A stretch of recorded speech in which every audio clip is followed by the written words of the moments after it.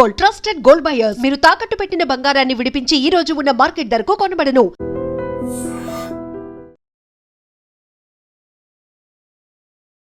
నమస్తే, నేటి వాస్తవంకి స్వాగతం.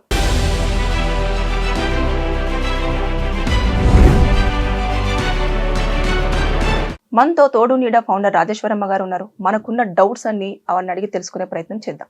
అమ్మా నమస్కారం. నమస్తే సంగీత. అమ్మా, అంటే ఇప్పుడు ఉపాధ్యాయులు అంటే విద్యా బుద్ధులు నేర్పేసి సొసైటీలో ఎలా బ్రతకాలి, జీవితంలో ఏం నేర్చుకోవాలి అనేది మనకు నేర్పిస్తూ ఉంటారు. కానీ ఇక్కడ చూస్తే 23 ఏళ్ల టీచరు స్టూడెంట్ని 10 ఏళ్ల స్టూడెంట్ తోటి ఇల్లీగల్ ఎఫైర్ పెట్టుకొని తల్లి కూడా అయింది. దీన్ని మనం ఏ విధంగా తీసుకోవచ్చు? అసలు రిలేషన్షిప్స్ ఎటుపోతున్నాయి? ఈ ఉపాధ్యాయురాలు ఏంటి, ఆ స్టూడెంట్ తో ఏంటి, నాకు ఎంత అసలు ఇది ఎలా మాట్లాడాలో తెలియట్లేదు. అసలు దీని గురించి మాట్లాడాలంటే ఏ రకంగా స్పందించాలో తెలియట్లా. ఇప్పుడు గురువు శిష్యుల సంబంధం అంటే తల్లి బిడ్డల సంబంధం లాంటిదే అంటారు. మాతృదేవోభవ, పితృదేవోభవ, ఆచార్య దేవోభవ, ఈ ముగ్గురిని పూజించాలని చెప్తుంది మన సమాజం పాతకాలంలో.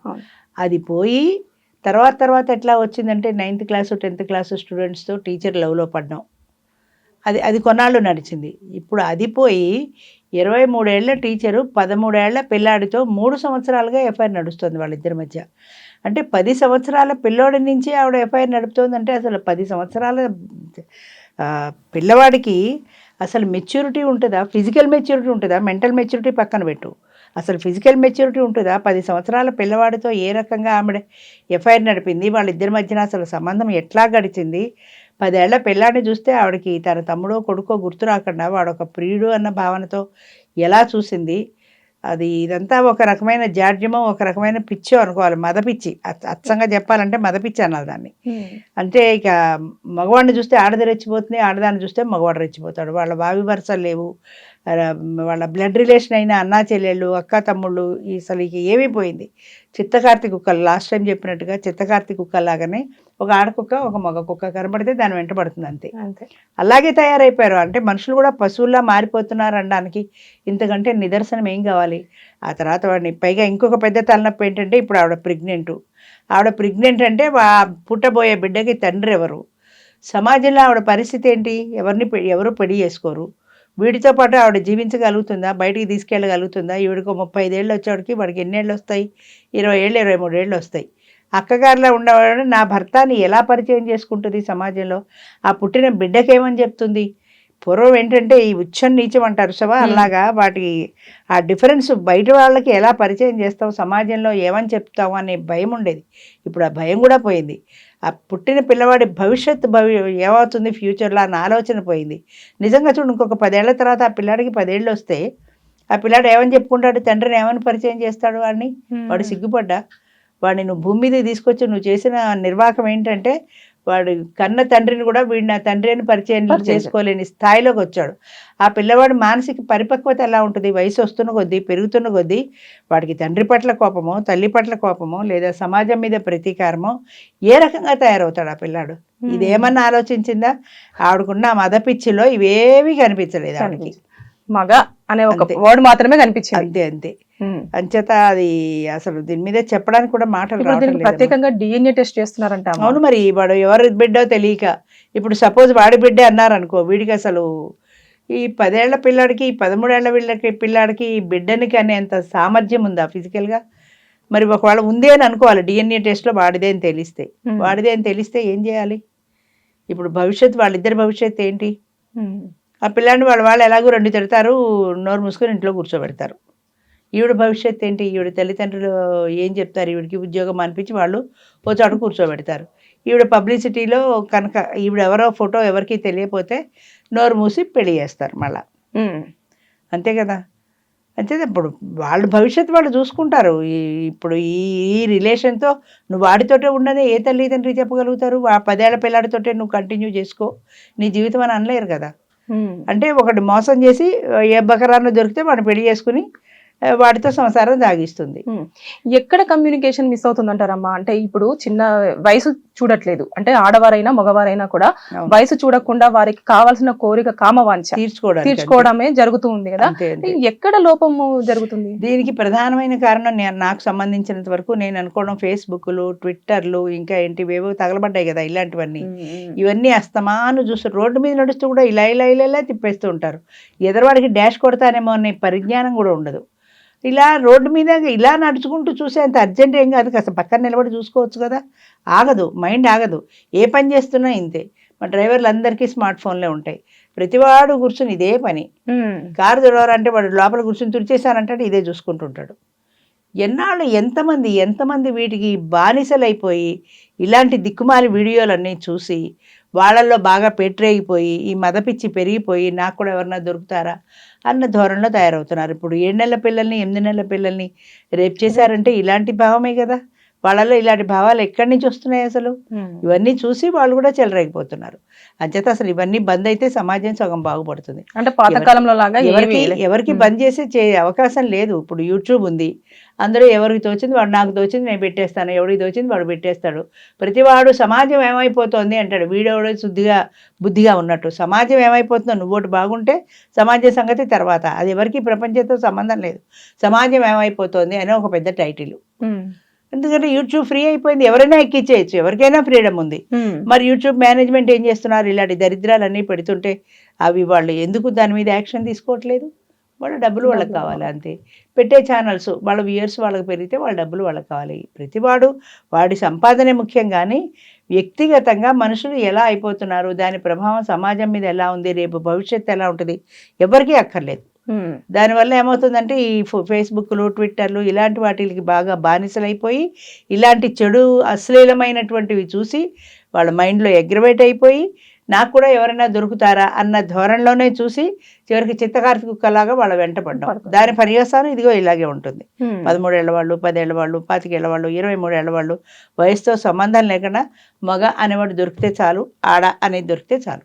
ఇంకొకటమ్మా, వయసుతో సంబంధం ఉండట్లేదు, వరుసలతో సంబంధం ఉండట్లేదు. వరుసలతో అసలు ఎప్పుడో పోయింది సంబంధం. గురు శిష్య సంబంధం అంటే తల్లి బిడ్డల సంబంధం లాంటిది. ఆ సంబంధం పోయింది. క్లాసులో పాఠాలు చెప్పే టీచర్ పోయి 9th క్లాస్ 10th క్లాస్ అమ్మాయిని లవ్ చేస్తున్నాడు. మరి వాడు టీచర్ కదా, వాడు ఏం వాడు అది తప్పు చేస్తే దిద్దాల్సింది పోయి వాడే దాన్ని తప్పుకు ప్రేరేపిస్తే ఏమనుకోవాలి? అంచేత మనుషుల్లో మధ్యలో మానవత్వపు విలువలు, బంధాలు, అనుబంధాలు ఇవన్నీ ఎప్పుడైతే పోయి సెక్స్కి మాత్రమే ప్రాధాన్యం ఇస్తూ వచ్చారో అలాగే అవుతుంది. జీవితాలు ఇలాగే అవుతాయి. కొన్నాళ్ళ దాకా ఇలాగే నడుస్తుంది కూడా సమాజం. ఎప్పుడో ఎక్కడో మళ్ళీ మార్పు మొదలవుతుంది. ఆ మార్పు మొదలైనప్పుడు అది తిరిగి రావాల్సిందే. అప్పటిదాకా ఇవన్నీ భరించవలసిందే. ఈ ఫేస్బుక్లు, ట్విట్టర్లు లాంటివి సగం ఇన్స్టాగ్రామ్లు, ఇప్పుడు ఇవన్నీ కూడా ఇన్స్టాగ్రామ్లో చూసినవే కదా. ఇలాంటివే ఎందుకు పెడతారు? ఇక ప్రపంచంలో అసలు మంచి అన్నది లేదా పెట్టడానికి?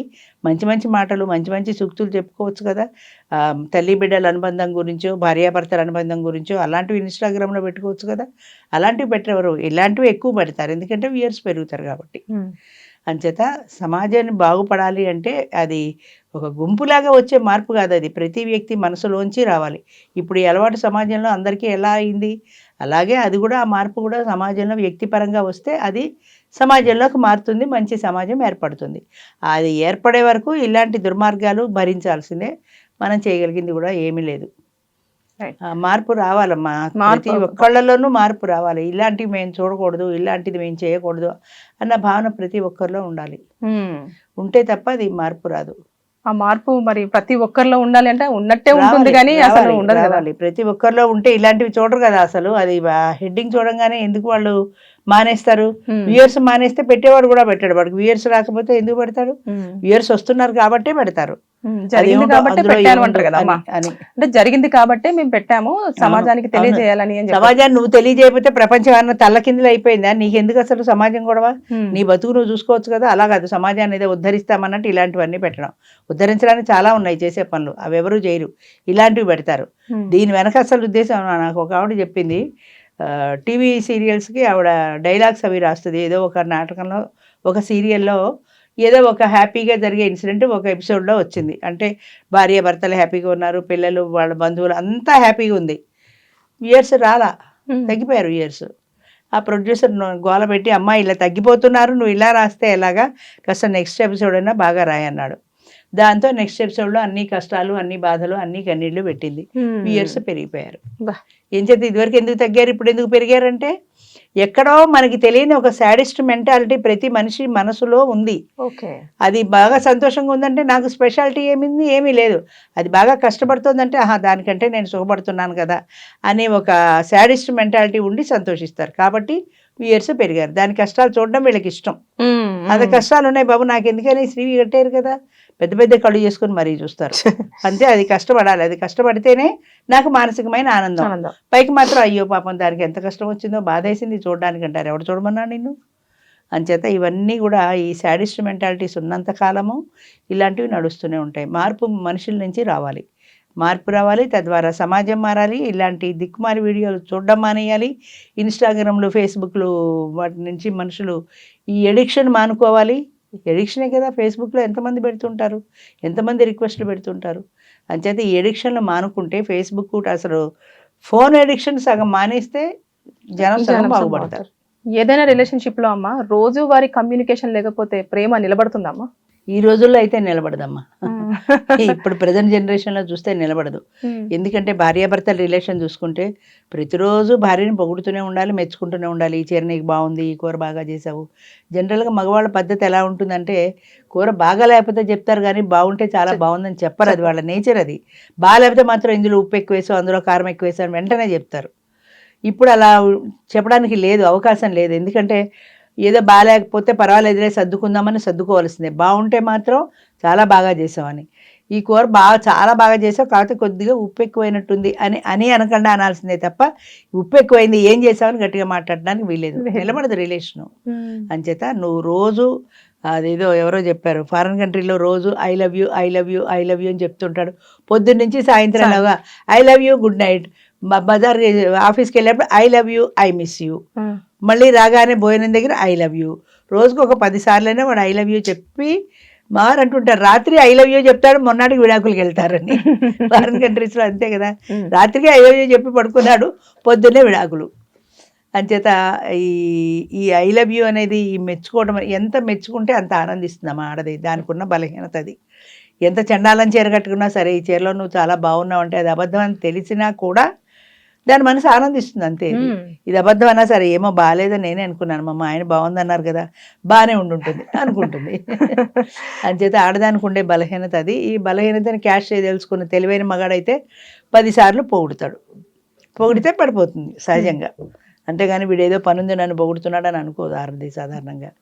అంచేత రిలేషన్ ఎలా నిలబడుతుంది అంటే అది రోజు చెప్పాలా అని అంటే రోజు చెప్తేనే అది సంతోషిస్తుంది. అది సంతోషిస్తే నువ్వు సంతోషంగా ఉంటావు అంతే కదా. అది సంతోషించకపోతే దాని ఇంపాక్ట్ నీ మీద కూడా ఉంటుంది. ఇది మనం లవర్స్ లో చూస్తూ ఉంటాం, రోజు వాళ్ళు ఆ కమ్యూనికేషన్ అయితే కంటిన్యూ చేస్తూ ఉంటారు. కానీ భార్య భర్తల విషయానికి వచ్చేసరికి అమ్మ ఎలా ఉంటుందంటే అరే నా భర్తనే కదా, నా భార్యనే కదా, నన్ను అర్థం చేసుకుంటారు అన్న ధోరణిలో ఉంటారు. అప్పుడు కూడా మనం ఎక్స్ప్రెస్ చేస్తూనే ఉండాలా? అది వాళ్ళ రిలేషన్ని బట్టి ఉంటుందమ్మా, అవతల వ్యక్తి మెంటాలిటీని బట్టి ఉంటుంది. నిజంగా ఇలాంటి వాటికి పడని భార్య అనుకో రోజు రోజు నువ్వు చెప్పక్కర్లేదు. లవర్స్ అయితే తప్పనిసరిగా చెప్పాలి, ఎందుకంటే ఆవిడ ఎంతసేపు ఆకట్టుకోవాలి. తను బాగా మాట్లాడతాడు, తను బాగా నన్ను పొగుడుతాడు అన్న భావన ఆవిడలో రావాలి. లేదంటే వేరే వాళ్ళకి వెళ్ళిపోతుందని భయం. మొగుడు పెళ్ళామన్న తర్వాత ఇది ఎక్కడికి పోదు, ఇంట్లో గొలుసు కట్టేసిన కుక్క లాంటిది పడి ఉంటుంది కాబట్టి దానికి రోజు నేను చెప్పక్కర్లేదనే భావన ఇదివరకు ఉండేది ఒకప్పుడు. కానీ ఇప్పుడు అది కూడా వెళ్ళిపోతుంది కదా. దాని బాయ్ ఫ్రెండ్ ఎవరైనా 10 సార్లు నువ్వు బాగున్నావు అని చెప్తే నా మొగుడు ఏం చెప్పట్లేదు వాడు చెప్తున్నాడు అని దాని మనసు అట్టే వెళుతుంది. అంచేత మొగుడైనా పెళ్ళామైనా రిలేషన్ బలపడాలి అంటే వాళ్ళ మధ్య కమ్యూనికేషన్ ఉండాల్సిందే. ఆ కమ్యూనికేషన్ కూడా గుడ్ కమ్యూనికేషన్ ఉండాలంటే నువ్వు కమ్యూనికేట్ చేసే విషయం మంచిది అయి ఉండాలి. ఈ ఇల్లు ఇలా తగలబెట్టావు, ఇల్లు సర్దలేదు, ఏ బ్రాస్ వేసుకు ఉన్నావు, నేను వచ్చేటప్పటికి నువ్వు మంచిగా తయారై లేవు, లేదా ఈ నలిగిపోయిన చీరతో ఉన్నావు, కూరలో ఉప్పు ఎక్కువ వేసావు, ఇలాంటి మాటలు మాట్లాడితే కమ్యూనికేషన్ లాభం లేదు, రిలేషన్ చెడుతుంది. రిలేషన్ బాగుండాలంటే మంచిగా తయారయ్యావు, బాగున్నావు, ఇల్లు పువ్వులా సర్ది పెట్టావు, కూర చాలా బాగా చేసావు, శ్రద్ధగా చేసావు, ఇలాంటి కమ్యూనికేషన్ ఉంటేనే ఆడవాళ్ళు తొందరగా లొంగుతారు, అదే ఆనందిస్తారు. వాళ్ళు ఆనందిస్తేనే మన రిలేషన్ బాగుంటుంది. కాబట్టి చచ్చినట్టు వాళ్ళు ఆనందించాల్సిందే అంతే. ఓకే, ఇప్పుడు మరి భార్యాభర్తల మధ్యలో ఎలా మీరు అన్నట్టుగా ఇప్పుడు ఈ డ్రెస్ వేసుకొని ఉండకూడదు, ఇలా ఉండాలి, కొంచెం రాగానే నీట్ గా ఉండాలి అని చెప్పేసి మనము చెప్తే వాళ్ళు ఇంప్రెస్ అవుతారు అని చెప్పేసి అంటున్నారు. అవును. కానీ ఉన్న పని ఒత్తిడి వల్లనో పిల్లల్ని చూసుకోవడం వల్లనో మీరు చెప్పినట్టుగా రెడీ అవ్వడం అనేది కుదరకపోవచ్చు కదమ్మా, మరి భర్త ఎందుకు అర్థం చేసుకోవాలి? కుదిరించుకోవాలి. ఆడదానికి అది కూడా ఒక బాధ్యత, ఒక పని అనుకోవాలి. సాయంత్రం 5 అయ్యేటప్పటికి ఇది నా డ్యూటీ, పడుకొని లేచి కొంగు దోపుకుని చెమటలు కారుకుంటూ నువ్వు ఎంత పనైనా చేసుకో. కానీ ఆయన వచ్చేటప్పటికి అంటే మగవాడు మనసు ఎట్లా ఉంటుందంటే జనరల్గా డోర్ తీసి తలుపు తీయగానే భారీ ముఖం చిరునవ్వుతో ఉండాలి. మటమట్లాడుతూ ఉంటే వాడి మూడు కూడా ఆఫ్ అయిపోతుంది కదా, సహజం కదా, ఎవరికైనా అంతే ఉంటుంది. అలాంటప్పుడు భారీ ముఖంలో కాస్త ఆనందం కనపడితే వాడు పగలంతా ఆఫీసులో పడిన కష్టాన్ని తాత్కాలికంగా అయినా మర్చిపోగలుగుతాడు. అలా కాకుండా తలుపు తీయగానే చూడండి మీ ముద్దులు కొడుకు ఏం చేశాడు అని కంప్లైంట్ మొదలెట్టింది అనుకో, ఇప్పుడు మనసు ముడుచుకుపోతుంది. ఆ చిరాకులో దాన్ని కూడా విసుక్కుంటాడు. ఆ కాసేపు చూసుకోలేవా, కొడుకును చూసుకోవడం కూడా నీకు రాదని విసుక్కుంటాడు. నన్నే అడుగుతారా రోజంతా చచ్చి ఇంట్లో పని చేశాను ఈవిడ అంటుంది, నన్నే అంటావా రోజంతా చచ్చి ఆఫీసులో పని చేశాను ఆయన అంటాడు. టగ్ ఆఫ్ వార్ మొదలవుతుంది. అలా కాకుండా నువ్వు వెంటనే కంప్లైంట్ చిట్టా తెరవకుండా ఆయన వచ్చి కూర్చొని కాస్త మంచినీళ్ళు ఇచ్చి కాఫీ ఇచ్చి పక్కన కూర్చొని నెమ్మదిగా మాట్లాడిన తర్వాత కాస్త ఒక అరగంట ఆయన రెస్ట్ తీసుకున్న తర్వాత నువ్వు ఏదైనా చెప్పినా వినే ఓపిక ఉంటుంది. మగవాడు ఎలా ఉంటాడంటే సాధారణంగా ఆఫీస్ నుంచి రాగానే ఈ జోడిటు ఈ షూ ఇటు పారేసి టీపాయ్ మీద కాళ్ళు ఆరజాపేసి రిమోట్ తీసేసి చూస్తుంటారు టీవీ. జనరల్గా జరిగేది అది. ఈ అమ్మాయికి కోపం వస్తుంది, పొద్దున్నుంచి వంటింట్లో పడి చస్తున్నా నేను హాయిగా రిమోట్ పెట్టుకొని టీవీ చూస్తున్నాను, దీనికి కోపం వస్తుంది. కానీ భరించాల్సిందే, వాడు అలవాటు అది అనుకొని నువ్వు భరించాలి, తగ్గాలి. నేను ఎందుకు తగ్గాలి అంటే అక్కడే యుద్ధం మొదలవుతుంది. కొన్ని అలవాట్లు ఉంటాయి మగవాడికి, కొన్ని బలహీనత అనుకో ఏమనుకో, దాన్ని నువ్వే యాక్సెప్ట్ చేయాలి. అలాగే నీ బలహీనతలు ఏమైనా ఉంటే వాళ్ళు యాక్సెప్ట్ చేయాలి. అన్నింటికీ మించి శుచిగా శుభ్రంగా మన వాళ్ళు అదే చెప్తారు, లక్ష్మీదేవిలా కలకలాడుతుండాలి. ఎప్పుడు అలా ఉండు. సాయంత్రం అయ్యేప్పటికి ఫ్రెష్గా తయారై ఉండు. పొద్దున్నే మొహం కడుక్కు స్నానం చేసి ఫ్రెష్గా తయారై ఉండు. మేకప్లు వేసుకోమంటలా, ఉన్నంతలో ఫ్రెష్గా కనపడు. ఆ అలసట నీ మొహం మీద కనపడివ్వకు. అసలు ఇప్పుడు పనులు ఎవరు చేస్తున్నారమ్మా? అలసిపోవడానికి పనులే ఉన్నాయి. కిలో పందిపప్పు రుబ్బితే కానీ పడి కందిపచ్చడి రాత్రి భోజనాలకి తయారయ్యేది కాదు. ఇప్పుడు రుబ్బాల్సిన పనే ఉంది. మిషన్లు వచ్చేసాయి, గ్యాస్ స్టవ్లు వచ్చేసాయి, కట్టె పుల్లల పొయ్యిలు లేవు, ఫుఫును ఊదుకోవాల్సిన పని లేదు. పనులు సులువైపోయాయి కదా. అంచేత నువ్వు చెమటలు కారుకుంటూ కష్టపడి పని చేస్తున్నా అన్న ఫీలింగే కానీ కిచెన్లో కూడా ఫ్యాన్లు వచ్చేసాయి. మరి ఇంక నీకు కష్టమేముంది? పని చేయడం కష్టమే, కానీ ఇదివరకు కష్టంతో పోల్చుకుంటే ఇప్పుడు చాలా బెటర్ కదా. అలాంటప్పుడు ఈ కాస్తంత మనం శుభ్రంగా తయారై కూర్చుంటే తప్పులేదు కదా. అందుకని నువ్వు తయారై కూర్చో. ఒక అరగంట వాడికి టైం కేటాయించు.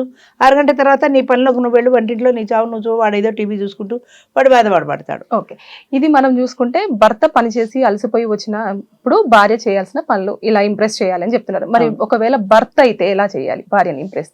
భర్త కూడా ఇప్పుడు బయట నుంచి వచ్చాడు అనుకో, ఈవిడేదో సాయంత్రం ఆయనకి టిఫిన్ ఏదో చేస్తోంది, ఆయనకు షూ ఇప్పేసి టీవీ చూసుకునే కంటే ఒక్కడుగు అక్కడ కూర్చోవడం మానేసి సరాసరి వంటగదిలోకి వచ్చి ఏంటో మంచి గుమగుమలు వస్తున్నాయి, ఏంటి వండుతున్నావు నా కోసం అనేదో చిన్న మాట, ఒక్క చిన్న పలకరింపు.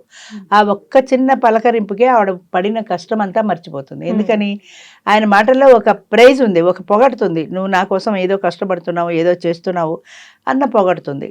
దాంతో ఆవిడ మర్చిపోతుంది, ఆవిడ పడ్డ శ్రమంతా మర్చిపోతుంది. అవునండి మీకోసం బిచ్చి బజ్జీ వేస్తున్నాను, కూర్చోండి తీసుకొస్తానంటుంది, ప్లేట్లో పెట్టి తీసుకొచ్చిస్తుంది. ఒకే ఒక్క చిన్న మాట. ఆ ఒక్క చిన్న మాటకి కూడా మగవాడికి ఓర్పు ఉండదు. వెంటనే కాళ్ళబారు జాపేసి టిప్పాయి మీద కాఫీ తెచ్చిపెట్టు అనేసి కూర్చుంటే దీనికి మండుతుంది. నేను ఏమైనా పని మనిషినా కాఫీ తీసుకురావడానికి. చిన్న చిన్న విషయాలు ఇవి, పెద్ద విషయాలు కాదు. కానీ అక్కడ మీరు తెలుసుకోవాల్సింది ఏంటంటే వాడి మనస్తత్వం ఎలా ఉంటుంది, భర్త మనస్తత్వం ఎలా ఉంటుంది. అలాగే భర్త కూడా తెలుసుకోవాల్సింది ఏంటంటే భార్య మనస్తత్వం ఎలా ఉంటుంది. ఉదయం నుంచి కష్టపడి ఏదో చేస్తోంది, నా కోసం ఏదో చేస్తున్నాను ఒక మాట అంటే నా సొమ్మేం పోయింది అని అనుకోవాలి మగవాడు. అలాగే ఆడది కూడా ఆయన ఏదో విసిగిపోయి ఇచ్చాళ్లే పాపం రిలాక్స్ అవుతున్నాడు టీవీ చూస్తూ, మనం టిఫిన్ తీసుకెళ్ళి మనమే ఇద్దాము అని ఈవిడ అనుకో. కానీ కొంతమంది ఎక్స్ప్రెసివ్ ఉంటారు, కొంతమంది ఏమో ఇంట్రోవర్ట్ ఉంటారు మేడం. దాని వల్ల కూడా ప్రాబ్లమ్స్ చాలా వస్తాయి దానివల్ల కూడా. ఎందుకంటే చాలా మందికి ఇందాక చెప్పినట్టుగా బాగా లేకపోతే చెప్పే అలవాటు ఉంటుంది, కానీ బాగుంటే చెప్పే అలవాటు ఉండదు. మంచి చీర కట్టుకుంటే మెచ్చుకోడు, బాగాలేకపోతే ఏంటా చీర అది కట్టుకుని బయటకు ఎలా వస్తావు అని గబుక్కలు అంటారు అంతే. అంతేగాని పోనీ ఇది ఎంత బాగాలేదు ఇంకోటి ఏదైనా కట్టుకో అని కన్విన్సింగ్గా అనడానికి ఏంటా దరిద్రపు చీర అనడానికి తేడా ఉంటుంది కదా, మాటలో తేడా ఉంటుంది. అది కొంచెం కన్విన్సింగ్గా చెప్తే మార్చుకురా బాగలేదు ఇది అంత బాగాలేదు అని ఏదైనా చెప్తే మార్చుకొస్తుంది. లేదు ఏంటో దరిద్రపు చీర అంటే మీరు కొన్నదే అంటేనే రివర్స్ అవుతుంది. అంచేత మనం మాట్లాడే ప్రతి మాటలో కూడా కాస్త ఓర్పు సహనం, అవతల వ్యక్తి ఎలా అంటే ఆనందిస్తుంది, ఎలా మాట్లాడితే అవతల వాళ్ళు కష్టపడతారు అనేది భార్యకి తెలియాలి, భర్తకి తెలియాలి. ఒక్కళ్ళకే చెప్పట్లే నేను, ఇద్దరికీ తెలియాలి. అలా మరి ఇన్ని చెప్తాడు ఆయన టవల్ కట్టుకుని చిన్న చిన్న నిక్కర్లు వేసుకుని షార్ట్స్ వేసుకుని ఇంట్లో తిరుగుతుంటే ఆవిడకి మండదా? ఆవిడ నైటీ వేసుకుంటే తిడతాడు. మరి ఈయన షార్ట్స్ వేసుకుని తిరిగితే ఆవిడకే అనిపిస్తుంది కదా.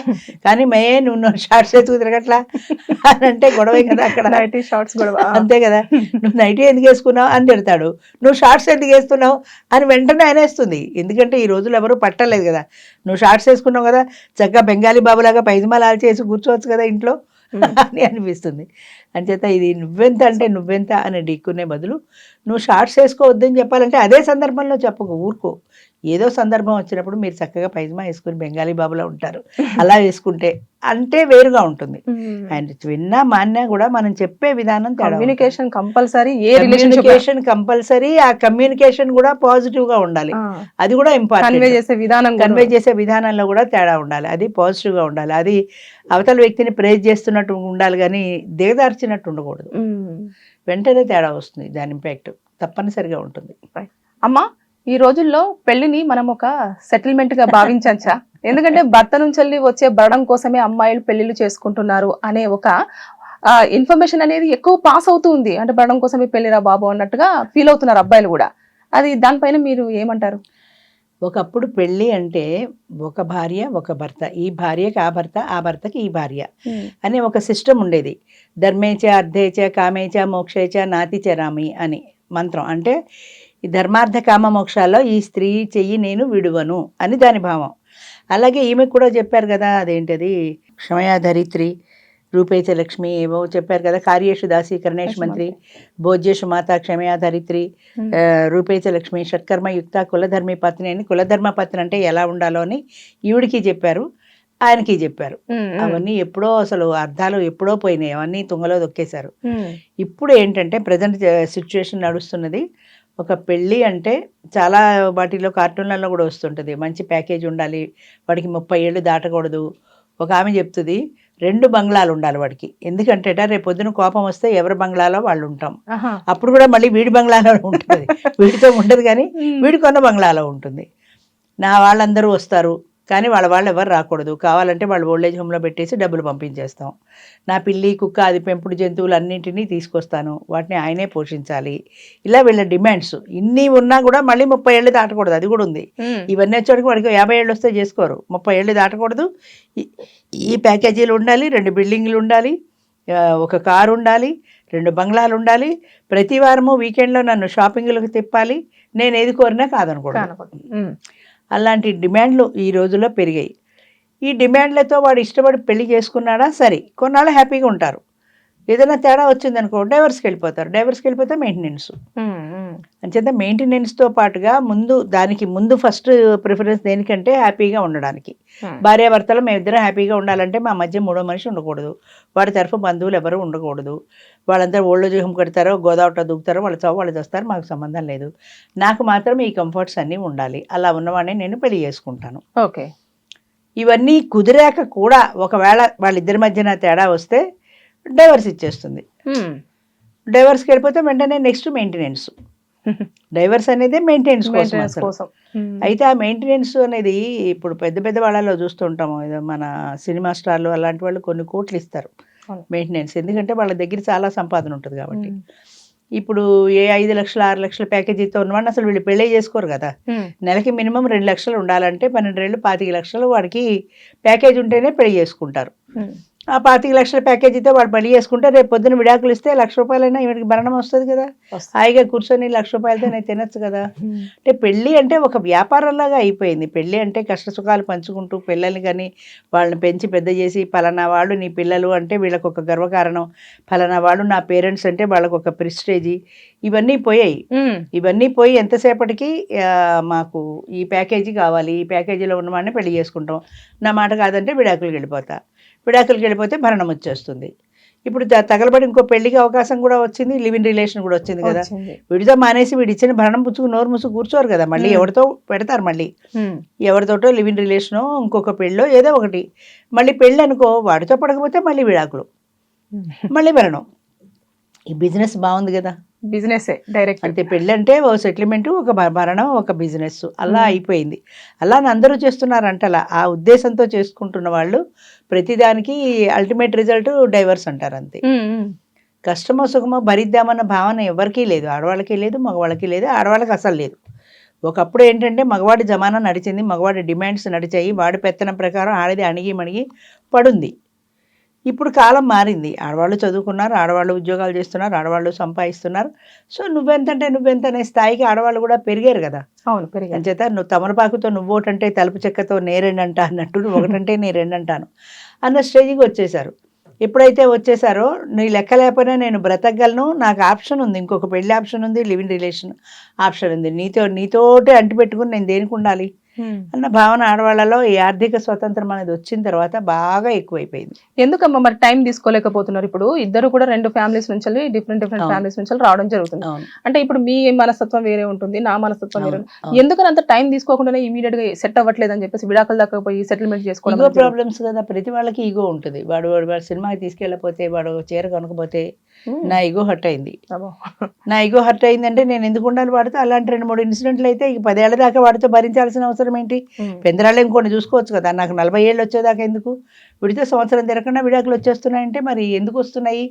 సంవత్సరంలోగా ఇలాంటి చిన్న చిన్న తగాదాల్లో చిలికి గాలివానయ్యి పెద్దలు చేసుకుంటున్నారు తప్ప సర్దుబాటు మనస్తత్వం లేదమ్మా. అసలు ప్రజల్లో ఉండవలసింది ఏంటంటే చిన్న చిన్న విషయాలకి ఈగో హర్ట్ అయిపోతుందని, సర్దుబాటు మనస్తత్వం లేకపోవడం వల్ల సగం సంసారాలు విడిపోతున్నాయి.